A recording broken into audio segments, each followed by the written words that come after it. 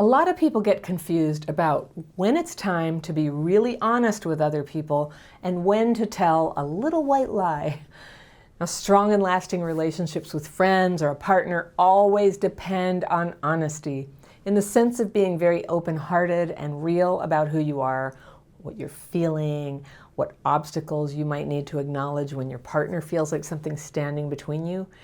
That's for the sake of the relationship, so that it can grow deeper and so that trust can build. But some people who are in recovery or healing from trauma take the whole honesty thing a notch or too far. We've all been on the receiving end of that kind of honesty. The people who are quick to tell you when you've gained a few pounds, or who spill your secrets to someone that you're just getting to know, rationalizing, right, that I'm just being honest. Now, there are times to be honest and times when being less than honest is appropriate.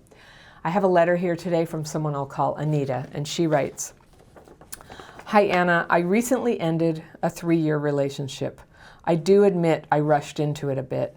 Before, I'd had a few unhealthy friends with benefit situations with guys I really liked that made me decide casual wasn't for me. I was also working a job that had me traveling a lot, and I was feeling very isolated and lonely. So when he expressed interest, I was very excited to be with someone who definitively wanted to be with me.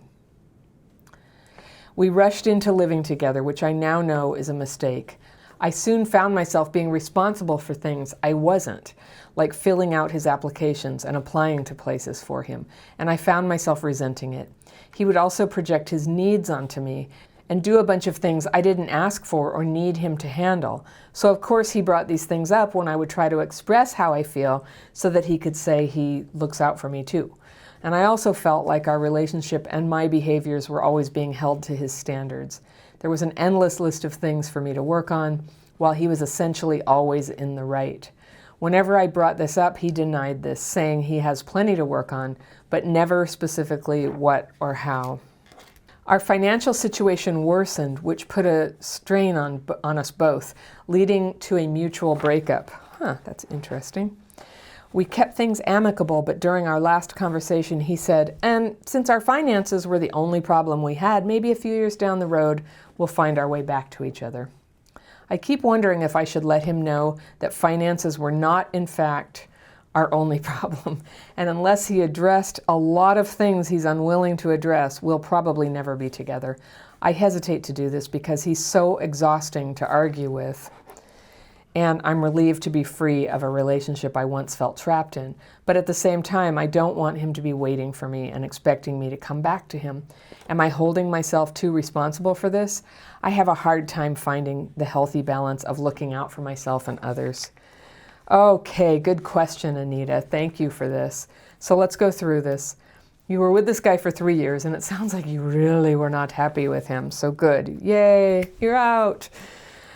I do admit I rushed into it a bit. That's what we do when we have CPTSD. It's very common, and that's exactly why it's not a good idea. Often we're so craving that companionship and to get out of the loneliness and having a home with somebody. Like, it's very cozy, right? But then when you've rushed into it, you get to know them after that, and now it's where you live. It's where you live. It's not only your relationship, but it's your home.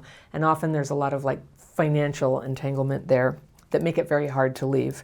And I'll just say that staying in a relationship where you're unhappy and you know it's not right, it's bad for them and it's bad for you. It kind of grinds you down. You having that pure, intact self that you can be yourself when you get into a relationship. It's very attractive. It's very strong. And so getting into all these pseudo relationships, it's draining, and it just makes it very hard to see clearly and to be seen by people who would be a suitable partner for you. So then we rushed into living together. I now know that was a mistake. I soon found myself being responsible for things I wasn't, like filling out his applications and applying to places for him. Now, you didn't say, I'm just really curious, did you jump in and do that out of codependence, or did he demand that you do it for him because he was incompetent?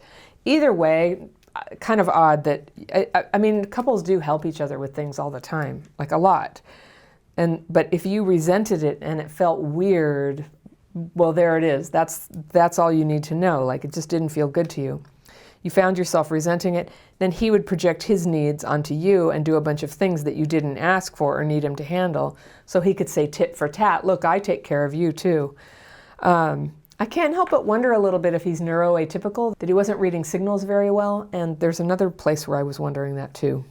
You also felt like your relationship and your behaviors were always being held to his standards, and there was an endless list of things for you to work on. How awful. I think, in relationships, sometimes an individual feels like, oh gosh, it's an endless list of things to work on. It can feel like an endless list, and a very critical person could really criticize a lot. In the context of everything that you're saying, it just seems like he didn't, that felt a little neuroatypical possibly, that he just sort of sees all these imperfections and has no qualms about going, you need to change this, this, this, and this, and not having that awareness that, people don't like that. Nobody likes it. And then when you brought it up, he denied it. He said he had plenty to work on, but never specifically what or how. Well, that's just plain yucky, all right? It is one of the most attractive things a person can do is say that they get it, to when there's been a conflict or a difficulty, to have them just kind of admit and go, yeah, I do that. And I try to do that as much as I can when I've had a conflict with my husband, and I know when he does it, it's just so relieving when he's like, no, you're right. I can be kinder about that, or I can remember to, make sure the front door is locked or whatever. He just acknowledges, that the thing that I want is legit and worth doing, and that's what makes me feel close to him, and that's what makes me trust him. All right. So then, finally, the financial situation got bad, and it put a strain on you and led to a breakup, and you kept it amicable. So it's funny to me that it was money of all things that drove you apart, with all that irritation with him. Like you didn't like him, and later you say you felt exhausted by him all the time. So if money was it, well, yay, money problems worked in your favor this time to get you out of something you did not want to be in. And then he said, since finances were the only problem we had, maybe a few years down the road we'll find our way back. Yeah, that sounded a little neuroatypical to me. I don't know, no judgment on neuroatypical people, but just like, I just can't imagine anybody thinking that finances were the only problem given what you were describing. But maybe you were very good at hiding your irritation and your anger and just going along, and he truly had no idea. So you're wondering if you should let him know that finances were not, in fact, the only problem. So you must have been good at hiding. And unless he addressed a lot of things he's unwilling to address, we'll probably never be together. So, okay, that seems really clear. He's, people usually don't change, especially when they're not interested in changing. So you're done. You hesitate to tell him this, though, because he's so exhausting to argue with, and you're relieved to be free of something where you felt trapped. But at the same time, you don't want him to be waiting for you or expecting you to come back. I thought about this. I thought about what to do, and I'm not sure where you are in your exit here, but wherever you are, whatever you've said that's allowed you to move out, and he knows that at least for a few years you're not together, well, you're broken up.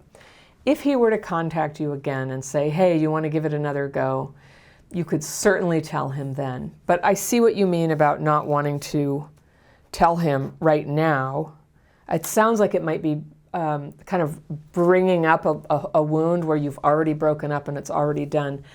The principle that I'm working off of here is I generally think that it's good to be honest with somebody, but if you're leaving anyway, then all that's necessary is enough information to cause the thing to end as you want it to end. That's all that's necessary. So like in another situation, I once had to fire an employee. And it's a dreadful thing. I didn't want to do it. It was really awful. And I didn't do it until I had so much resentment and so many, such a case built up against him of all the things that were really making me angry. And I didn't speak about them at the time, so I was just really pent up with it. And so then when I finally decided to do it, I was talking it through with my husband.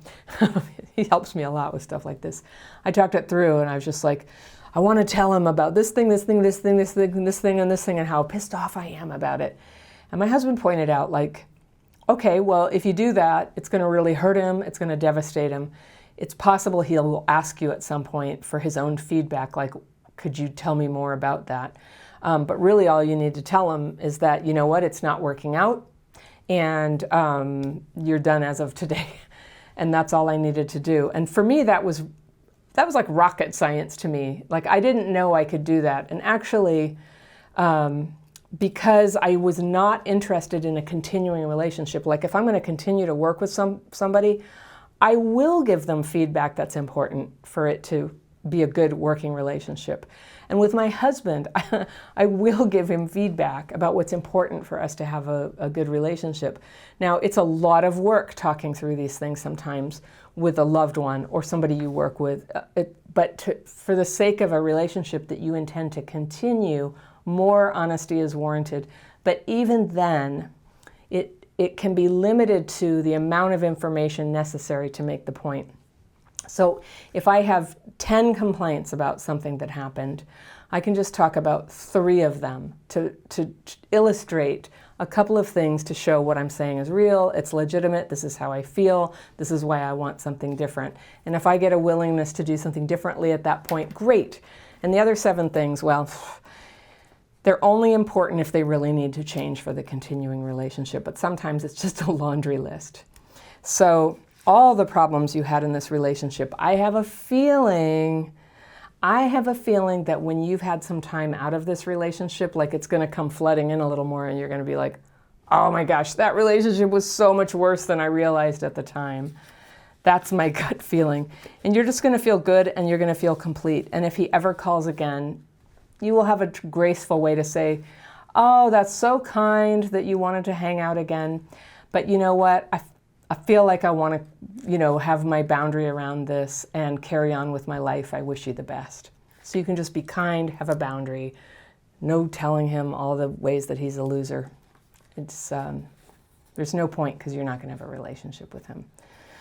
All right, finally, if he called you up and he said, could you explain to me where I went wrong? Then you can tell him. And still you tell him very gently. If you have PTSD, here's the thing.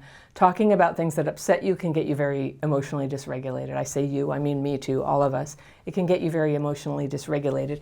And when you're emotionally dysregulated, stuff can come out too harsh, more harsh than you actually feel, and the way it's received is like, nuclear rather than just kind of bad. And so that's why it's good manners, it's compassionate, and it's a good workaround for a person with CPTSD to be as gentle as possible, to give the least amount of information needed to make the point, and to try to help people overall, to be as kind as you can be, and to make it a point to try to help people maintain their self-esteem if you can, because feeling torn down and destroyed helps no one. It doesn't help them become a better person. So good self-esteem, enough honest information that they can keep going forward is a good level of honesty. If anybody watching thinks that CPTSD has affected your judgment and your ability to communicate through conflict, you might want to go down and take the quiz, my CPTSD quiz. It's right down in the description section. And you can click on it. It will get sent to your inbox. You can check those symptoms and see if you have them. If this topic is helpful for you about how to get through conflict with people and have boundaries, I've got a video lined up for you right over here, and I will see you very soon.